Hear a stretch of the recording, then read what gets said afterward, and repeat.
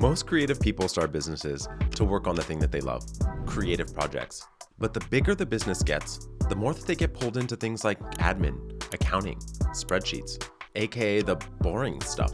But what if I told you there was a way to automate nearly all of the administrative components so you can spend more time on the fun stuff? Over the years, we've built a 4-step system to help creatives do this.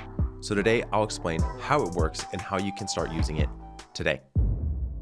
So my automation journey actually started in a very simple place. The first thing that I was actually going down and doing was trying to get rid of needing to use a keyboard for 1 day a week and being able to not have to be so tied to my computer. I was wanting a little bit more freedom. What set me down this journey of how do I actually get rid of this guy that has me kind of feeling so attached to a screen and to a computer all the time. So the first step that I was doing was kind of going more audio to text. It could have been an email or an instant message, but I recognized that there were so many more applications to this. There's the possibility of me not needing to be able to copy information from an email into a contract, and then from a contract into an invoice, and from that invoice to creating folder structure that we use every single time for a project. I'm sure that when you started your business, you were not reveling in the idea of needing to create folders and copy them and having to do loads of this administrative stuff. It's not the thing that you enjoy. It's not the thing that energizes you. It's not the thing that you started the business for.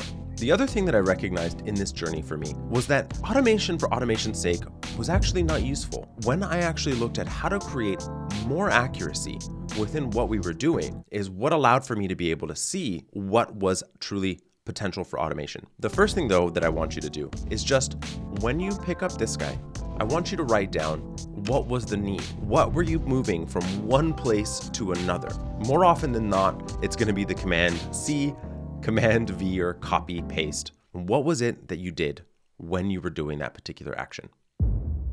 So now that we have that list of the items that we are having to pick up our keyboard and copy and paste into different places, we are able to actually start on the journey of what it is that we are looking at. For me, when I first started this, and it was a little bit selfish, is that I was looking at how do I remove administrative things from me? And I'm sure that's the case for you as well. But in this process, I recognized that this applies to loads of members of my team, and it is the most expensive part of your business, your payroll. I'm sure that it is. And even if I got it off of my plate and into someone else's, which I had done at the time, it's still loads of administrative time that is costing me money that I didn't need to be spending there. I want you to look at the items that you wrote down on that list. What are the items that are going to be the most repetitive? And you're going to take those items and you're going to map out from A to Z. What are the actual steps? You're taking it from an email to a contract, from a contract into an invoice, from Zoom recordings into folders, all of those types of things you're doing very administratively that you don't actually have to do. So document who, document the software, document what and where it's coming from, place A to place B, who's involved and what software is involved. And I just want you to write all of those steps down for those items that you've highlighted. So now you have that mind meld of all the different steps that it actually takes for you to go from point A to point Z in that system or process. Here's a question I want you to now ask. Let's imagine the reality of what you want in your business. You want to be able to 10x, 5x. And so here's the thing that I want you to layer over: the filter, the belief system. If you were to sign 10 new clients tomorrow and you needed to do those 10 exact same processes over and over and over again, what is it going to take to do it without involving you so that you don't have to be the block in the funnel, which is more often than not for the vast majority of creative agencies is the founder, the owner. The thing that this actually does in a really meaningful way is it has you look at the problem incredibly differently. It makes you think about how can you solve for this issue in a different way than you're currently doing it. And this filter is going to be a game changer for you and how you engage with your business. So now we have the list of things that we can automate or that we want to get rid of without the keyboard. We have the steps to go from A to point Z that allow for us to then look at how can we actually remove the people or manual work. We also have the new mindset that we need to be able to apply this. So now let's actually put it to work. I want you to think about what technology, or more specifically, what automation we can use to remove the finger need and the keyboard need from these steps within the process. So there's two essential basic applications of this. You have the built-in integrations that allow for software A to talk to software B, or there is a go-between, systems like Zapier that allow for one system to have a go-between to talk to system B. And that's exactly what you're gonna then build out. Also, really fun is that within Zapier, if you do not have a direct integration between the two, you can actually just type in exactly what you're looking to accomplish, and it's gonna help you build that automation. This is going to bring a whole lot more fun to your life and into your business. And I've seen this being able to create 25 more hours a month in time. Imagine what that could do for your business. The impact that that would have of having 25 more hours per month of time that you can provide more value to your clients and build more revenue. You can continue to do this on an ongoing basis and continue to find time over and over and over again. And I want that freedom for you.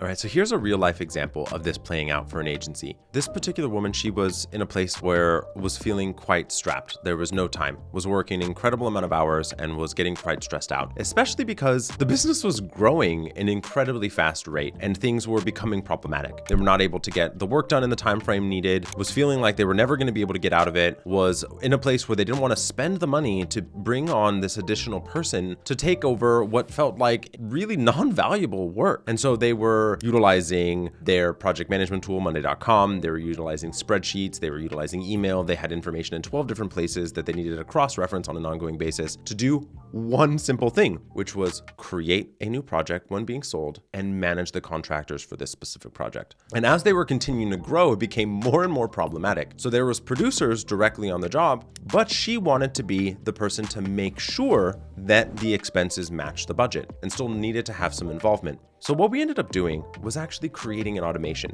that allowed for the contract to be signed, a project number to be automatically allocated. Once that project number was automatically allocated, we then created all of the folder structure that was then needed, then created the project within their project management tool.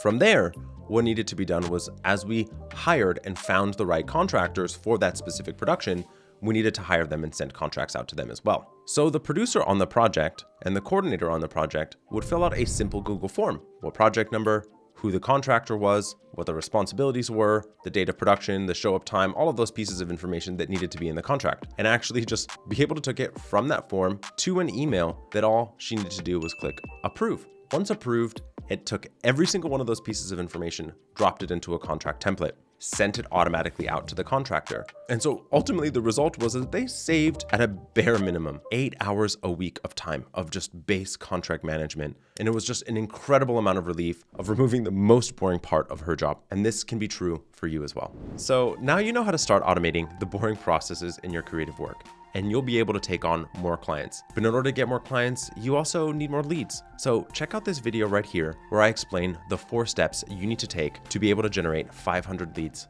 a month.